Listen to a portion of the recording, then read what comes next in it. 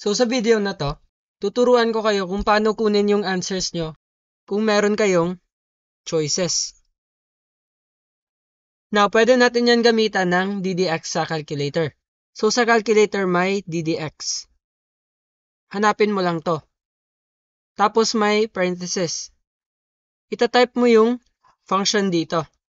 So yung sin squared x, hindi mo matatype sa calcu yan na ganito talaga yung itsura. Yung modification na gagawin mo is ito. Gagawin mong sin, tapos meron na yung default na parenthesis. Tapos lalagyan mo ng x, and then squared.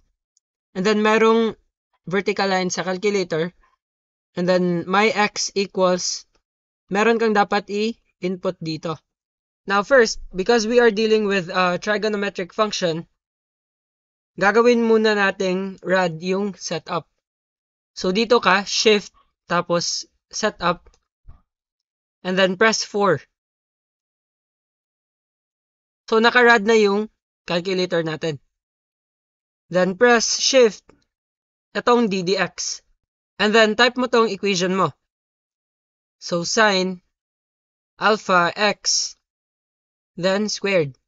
Then dito, itatype mo 3.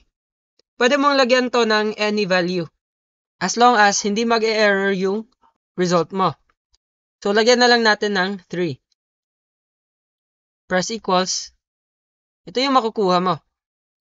Negative 0.279415, etc. Store natin yan sa A. Para mag-store ng value, press mo shift, then itong store, then press yung letter kung saan mo isi-save yung number mo. So let's say dito sa A. So nakastore na yan sa A. So let's press AC, tapos let's check. Press mo recall, and then A. Yan, nakasave na yung value.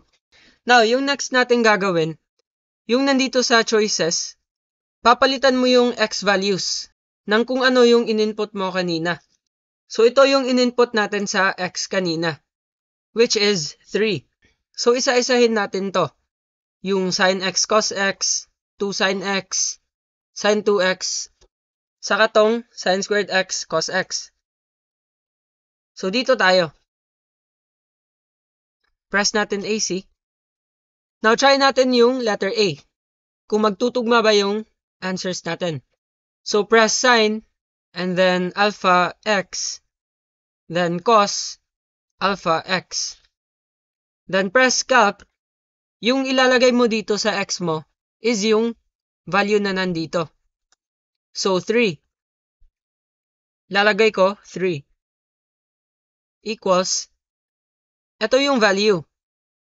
So isostore ko to sa letter B. Now, kung i-compare natin yung A saka B, hindi nagtutugma.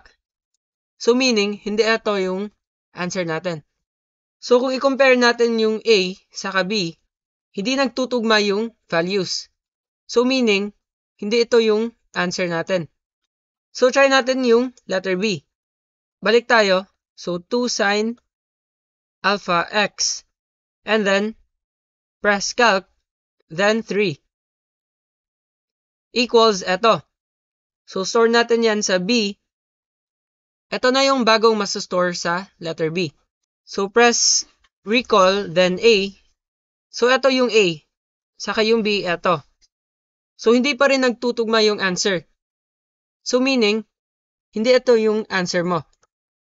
Next, let's try itong letter C. Press AC, and then type mo sin 2 alpha x, then press calc 3. Now, ito na yung result natin. So store natin yan sa B, magiging ganyan. Now, yung A natin, the same sa result natin kanina. Check natin, recall B. So dahil magkatugma na sila, meaning, ito yung answer mo. Now, kung hindi i-check yung solutions ng teacher mo, tama ka na dito.